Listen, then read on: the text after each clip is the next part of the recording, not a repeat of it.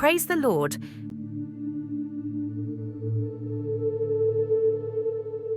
மனுஷன் அப்பத்தினாலே மாத்திரம் அல்ல, தேவனுடைய வாயிலிருந்து புறப்படுகிற ஒவ்வொரு வார்த்தையினாலும் பிழைப்பான்.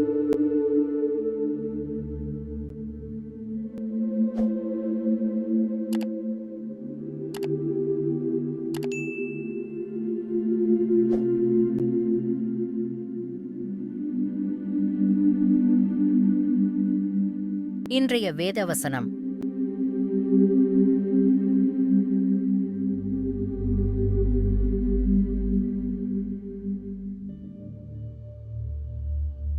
ஒருவரையொருவர் நோக்கி, சேனைகளின் கர்த்தர் பரிசுத்தர், பரிசுத்தர், பரிசுத்தர், பூமியனைத்தும் அவருடைய மகிமையால் நிறைந்திருக்கிறது என்று கூப்பிட்டுச் சொன்னார்கள். பழைய ஏற்பாட்டில் அடிக்கடி பயன்படுத்தப்படும் பண்பு கர்த்தருடைய பரிசுத்தமாகும். சேனைகளின் கர்த்தர் பரிசுத்தர், பரிசுத்தர், பரிசுத்தர், பூமியனைத்தும் அவருடைய மகிமையால் நிறைந்திருக்கிறது என்று கூப்பிடும்போது செராஃபீம்கள் பிரமிப்புடனும் ஆச்சரியத்துடனும் தங்கள் முகங்களை தங்கள் சிறகுகளால் மூடிக்கொண்டார்கள். அதுபோலவே புதிய ஏற்பாட்டில் இரவும் பகலும் கூக்குரலிடும் 4 ஜீவராசிகளால் போற்றப்படும் கர்த்தரின் பரிசுத்தத்தை நாம் காண்கிறோம்.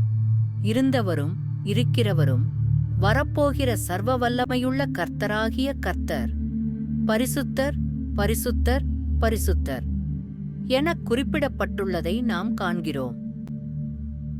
கர்த்தர் நமது பாவத்தை மன்னித்து பாவத்தின் அதிர்ச்சியூட்டும் விளைவுகளிலிருந்து காப்பாற்றினார். ஆதலால் நமது திரித்துவ தேவனுக்கு தொடர்ந்து துதி செய்ய வேண்டும். பிதாக்கு ஸ்தோத்திரம், குமாரனுக்கு ஸ்தோத்திரம், ஆவியானவருக்கு ஸ்தோத்திரம் என எப்பொழுதும் துதி செய்ய வேண்டும். நாம் கிறிஸ்துவின் சரீரத்திற்குள் வைக்கப்பட்டு நம்முடைய கர்த்தருடன் ஒன்றாகிவிட்டோம். கிறிஸ்துவில் பரலோக ஸ்தலங்களில் ஒவ்வொரு ஆவிக்குரிய ஆசீர்வாதத்தாலும் நாம் ஆசீர்வதிக்கப்பட்டிருக்கிறோம். நம் வாழ்வின் எல்லா நாட்களிலும் நாம் அன்பில் அவருக்கு முன்பாக பரிசுத்தமாகவும் குற்றமில்லாமல் இருக்கவும் வேண்டும்.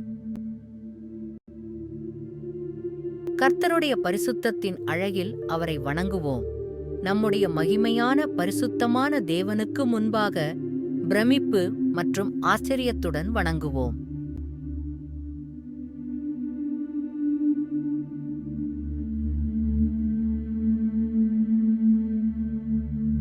இரக்கமுள்ள தகப்பனே, உங்கள் மகிமையும் உங்கள் குணத்தின் முழுமையும் என்னை ஆச்சரியப்படுத்துகிறது. உமது சிம்மாசனத்தைச் சுற்றிப்பாடும் கேருபீன்களைப் போல நான் ஒவ்வொரு நாளும் உமக்கு என் குரலை உயர்த்துவேன். பரிசுத்தர், பரிசுத்தர், பரிசுத்தர், பூமி அனைத்தும் அவருடைய மகிமையால் நிறைந்திருக்கிறது. உமது பரிசுத்த நாமத்தை போற்றி இயேசுவின் நாமத்தில் நான் ஜெபிக்கிறேன். ஆமேன்.